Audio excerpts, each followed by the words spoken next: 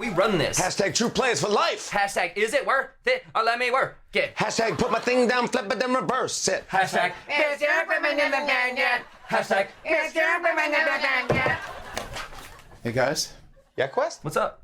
hashtag shut the up. Hashtag this week on the Hashtag podcast, it's all about the hashtag hashtags. What Jimmy Fallon and Justin Timberlake so humorously pointed out, hashtags are a thing. We can joke about them, but it turns out they're quite useful as well as beneficial if you use them on social media. So this week on the podcast, it's all about the hashtags. You've heard of them, you've seen them. You may have even heard the phrase hashtag goals. You may have even asked someone, well, how the heck do you use a hashtag?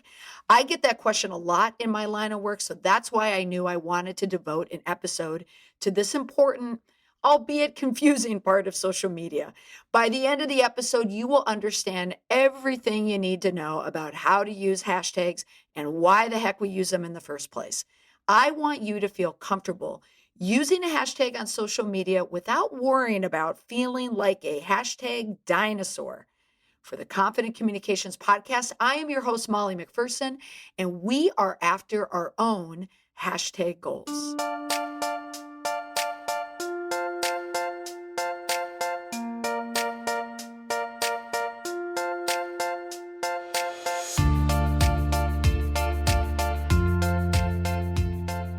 Now, to my knowledge, there has never been a playbook on hashtags. It felt like all of a sudden everyone just started using them and no one really knew why. And this was around 2016. And nowadays, I notice that I get asked the question a lot, what the heck is a hashtag? Now, no one raises their hand in a talk or a workshop and asks me this. They always ask me on the side. They don't want other people to know that they don't know what it is. But I see you. I know that it's difficult to understand how to use something that just kind of popped up out of nowhere. But what the heck is a hashtag? And how do we even use them for business or on our personal accounts or when we see them on a television program? I'm going to tell you everything that you need to know about a hashtag. And this is easy. It's going to stick, so you don't even need to write it down. It's all easy to remember. You'll learn about how and why you want to use them, and that it's not just about business and social media marketing related. There's actually a fun way to use a hashtag as well. Now, before we dive in, if you like podcast tutorials, I want to let you in on a new program that my team and I are in the process of creating. Soon I'm going to be launching the Learning Lab. It's an online resource for learning how to communicate in the modern age. It's great for people who are responsible for businesses or departments or running an entire organization. The key to succeeding in business is providing a service that your customer needs. So that's why I did this. I get so many questions from people at the top of their game. They know how to run their business, but they don't understand communication for the modern age. They don't understand how to use LinkedIn or Facebook, or even if they should be using it. And yes, hashtags. So the Learning Lab is going to offer monthly trainings on all the relevant social media platforms and get you up to speed on how to effectively communicate in the 21st century to help you be heard, stay seen, and maintain your relevancy. So if you want to know when the Learning Lab is going to go live, you can subscribe now at mollymcpherson.com/Learning Lab. I should have said hashtag Learning Lab. Look for that in the future. Now, let's move on to our hashtags and learning all about them. First, what is it? Now, a hashtag, it's just an easy way to categorize or group content into different buckets. Think of it as an index, or you can even think of it like a price tag. It's something that is identifying where that piece of content should go. It just helps give a tweet or a post a little bit more context. People will use hashtags to find specific information about a brand or a topic. If I dive into Twitter and I want to know about a brand that I know is in the news, I'm going to type in hashtag and then write out the brand. And then I'll see all the people that have written about that brand. So it's a way to categorize information easily. It also can help a business gain more engagement on a social media post if you use it correctly. Look at a hashtag as an invitation to a party. It's like walking in the door saying, I'm here for the party, and everyone is there for the same reason, and they're all talking about the same things. So now what does a hashtag look like? So for those of you in the Gen X or older camp, it's the pound sign followed by a word or a very, very short phrase after it with no spaces in between.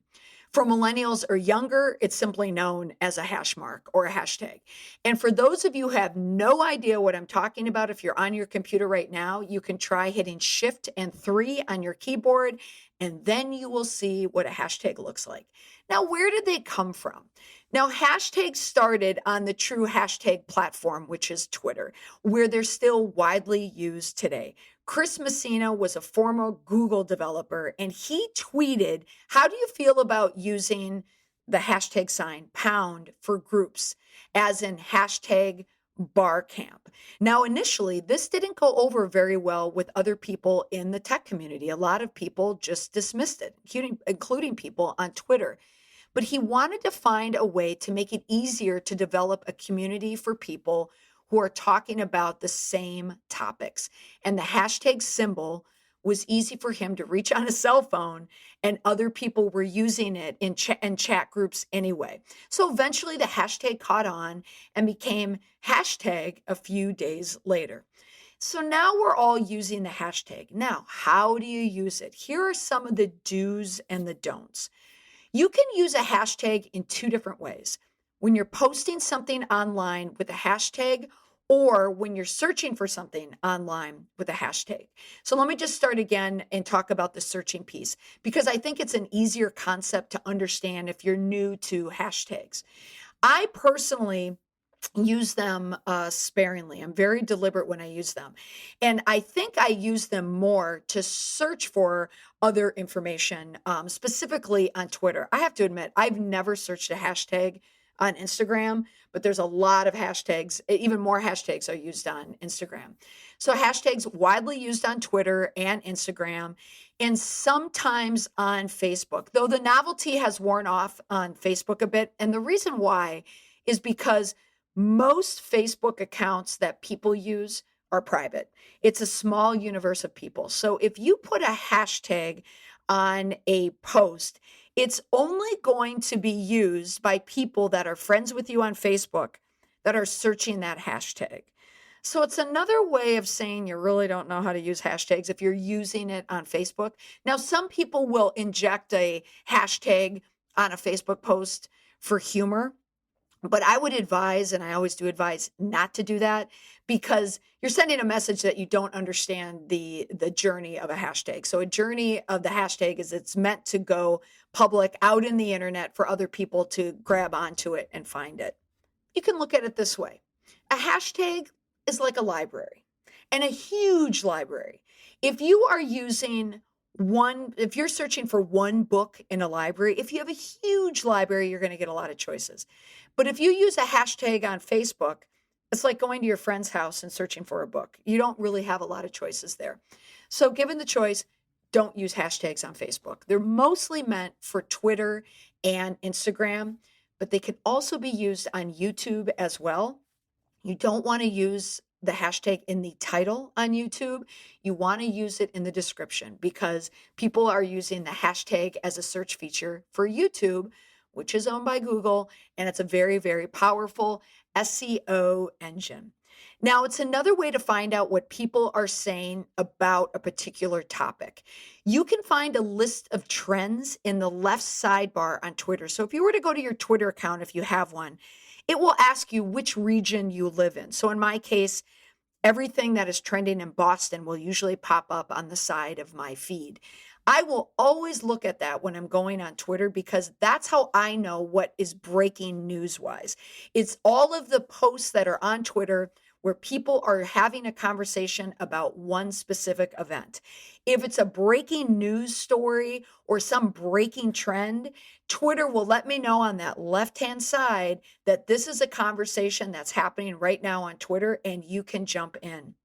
As a safety measure, before I even comment on anything on Twitter, I usually look to the left and see what's trending to make sure that I have an accurate representation of what the story is. So don't overlook that sidebar. Now, if you don't see what you want on that sidebar, you can go to the search bar at the top of the Twitter screen or Instagram, any social media network that you use, and start typing in the hashtag that you're interested in. It will create a more curated feed for you to see than just the posts that have those hashtags in them. Was that clear? Let me explain it again. You can type a word with the hashtag, or you can just type the word itself, and you will get more information and more topics in the feed, because Twitter, the social media network, is going to look at hashtags, and it's also going to look at words. Now, if you're not sure which hashtag you should be using, again, look to the left, see what other people are using. Or you can just do a regular search, and I'm sure that you'd be able to come up with some words that might, tie into some event there. But just look for the hashtag that's being used universally. Now, where this comes into play from a business perspective is you want to make sure that if your business or organization is jumping in a conversation about some event, and let's just focus on Twitter, because I want to focus on that breaking news aspect to it. There's a lot of breaking news on Twitter. You want to make sure that you are using the hashtags that everyone else is using. Now, for example, when I was working in emergency management, when I worked at FEMA, we were in the business of storms and earthquakes and wildfires. There isn't one person out there that is the head hashtagger that is deciding what the hashtag will be that is used. Usually you have to do the search first to find out what's being used. For my baseline search, the first place I go, the press. I find out what the top newspapers, the top cable news networks, the network news, what hashtags are they using, because usually they have already researched it from the official organization. If it's a weather event, I'll look at what the National Weather Service is calling it. If it is a earthquake in a certain state, I'll go to the state and see what they're calling it. So you want to make sure that you're a part of the conversation. As an aside, the reason why the Weather Channel and all the weather organizations out there started attaching names to winter storms, just like hurricanes, is because of the social media aspect to the breaking news. You can't just say a general winter storm, but if you call a winter storm Juno, I remember that was one of the first named winter storms out there, Winter Storm Juno, you can turn it into a hashtag and people can easily find it. Now, those are examples of how other organizations and news outlets use hashtags. Now, can you create your own hashtag to use? Absolutely. People do it all the time, especially if you're in a business. Now, when you do create your own hashtag, keep in mind that other people may have already used that hashtag. So you want to do a little cursory search there to find out how that hashtag has been used in the past. Because if you want to build momentum around a hashtag and there's some not so nice looking hashtags out there, or some unsavory hashtags that you can be a part of, you want to make sure that you separate it and come up with your own hashtag. Once you've researched it, the coast is clear, there aren't that many people using it, you can go ahead and use it. But you can't use it sparingly. That's not the idea. You want to try and gain as much traction as you can with that hashtag. So it usually should be a group project, or your communicators should come up with the idea for a hashtag, because it's almost a little bit of branding connected with a little bit of messaging and PR, because you have to use something that's succinct, that's something that sticks together. And is it a word that if you mash it together, could one person see another word spelling within that same spelling? Also, could the name itself be contrived or have some other meaning to it? So it's not something that you just want to throw up on a wall and see if it sticks. Creating a hashtag is really a part of a branding, PR, and marketing effort. Now, let's say you're not doing it for business and you're just doing it on your own. You can create any hashtag that you want, and some people might use it as a subtle way to get another bit of information in there. It's a little like muttering something under your breath, like, this is what I actually mean. You can use it for sarcasm, or you could use it for humor. In other words, you could tweet a statement And then you could have a counter hashtag to show that you're using humor or sarcasm. Now, why would you want to use hashtags? You want to use hashtags in your content if you want to increase engagement.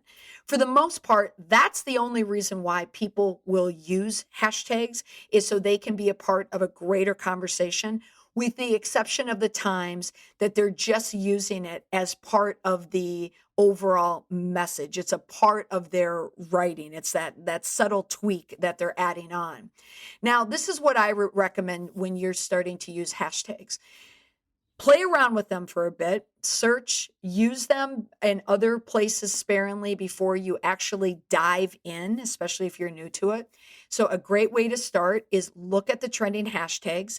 You can also go to a website like allhashtags.com. There are so many of them, and you can see all the hashtags that are trending there and any that you can jump into. It doesn't have to just be about a business or a news story. It could be about a hobby. It could be about an opinion or a television show. Think of a hashtag as a way to track a trend, a business, a person, a ball game, an election. Point of reference. Back in 2008 was the first time that social media was just starting to be used in the election process. It was more about Facebook was a way to engage voters. Twitter was a way to engage the press and lawmakers and other stakeholders. So politicians were just diving in to using social media because social media had moved off of college campuses and now were being used by the mainstream. But it really wasn't until this last election in 2016 that we saw the very deliberate use of the hashtag.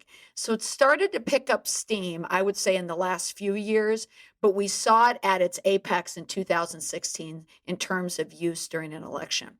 And there were a lot of hashtags floating around the internet in hashtag election 2016. Maybe you might remember some of these. The attacks, hashtag lock her up, hashtag basket of deplorables, hashtag never Trump, hashtag I'm with her, hashtag feel the burn.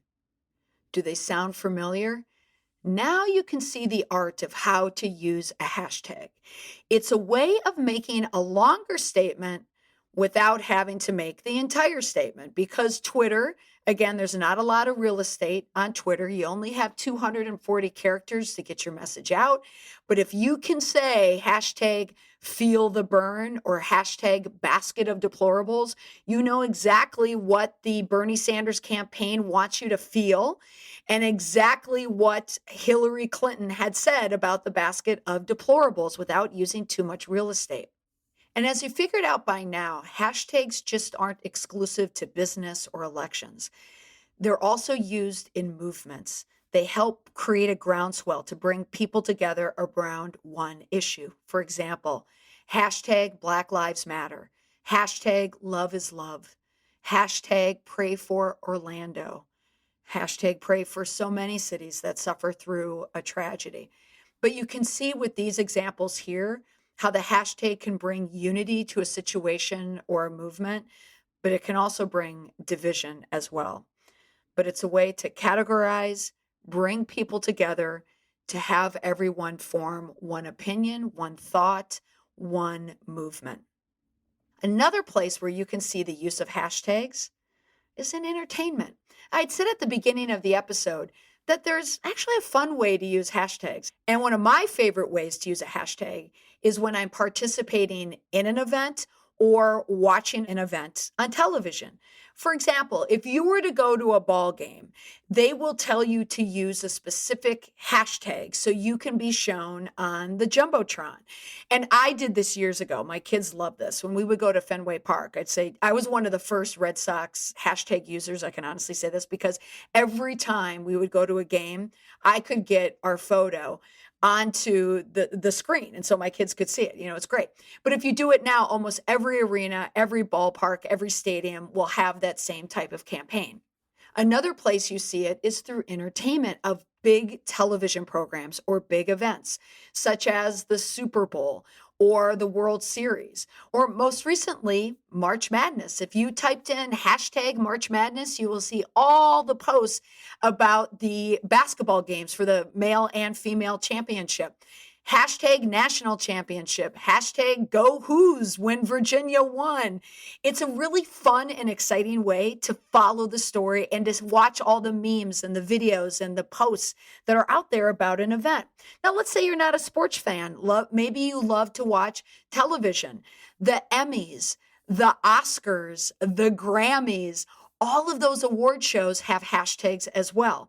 The reason why the networks put the hashtag with a word in the lower right-hand corner of your television screen is because they want you to engage online while you are watching live. They want people to take the chatter from their homes and put it on their phones and on social media networks.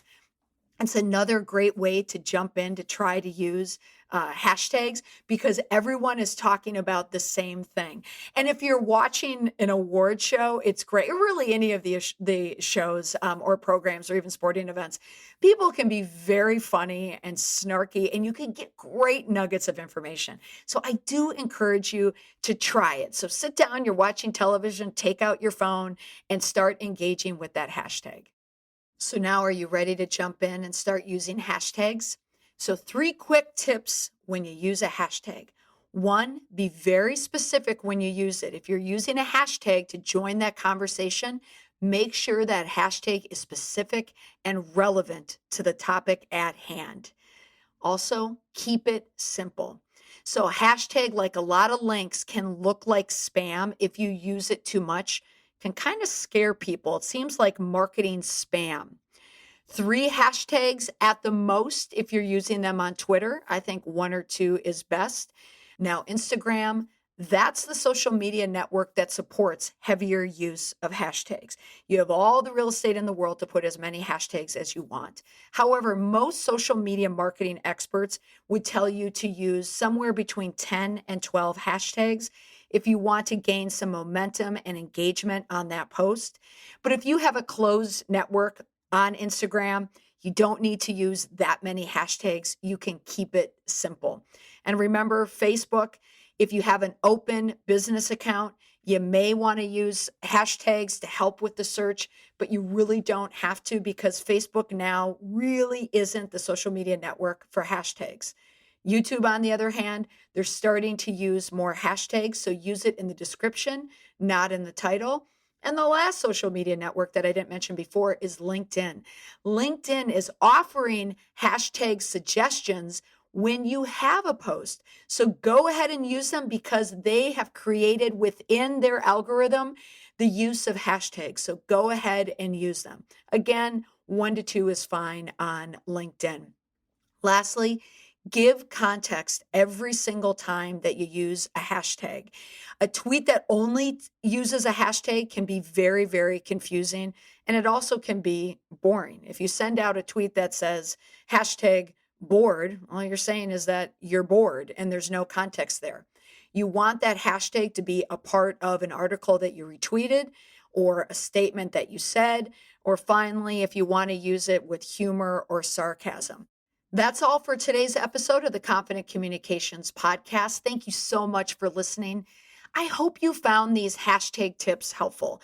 And if you are someone who likes to learn in the comfort of your own space, you will want to sign up for my Learning Lab. It's a new program that offers monthly trainings on all the relevant social media platforms and will get you up to speed on how to effectively communicate in the 21st century, like how to use a hashtag. Will help you be seen, heard, and maintain relevancy. So I hope the Learning Lab is something that could help you. You can sign up today to find out when the Learning Lab is going to go live at mollymcpherson.com/Learning Lab. For even more tips, you can subscribe to this podcast on Apple iTunes, Stitcher, or wherever you listen to your podcasts. I want to help you become a modern age communicator in your industry and help you build a crisis-proof reputation for you and your business. Hashtag bye for now.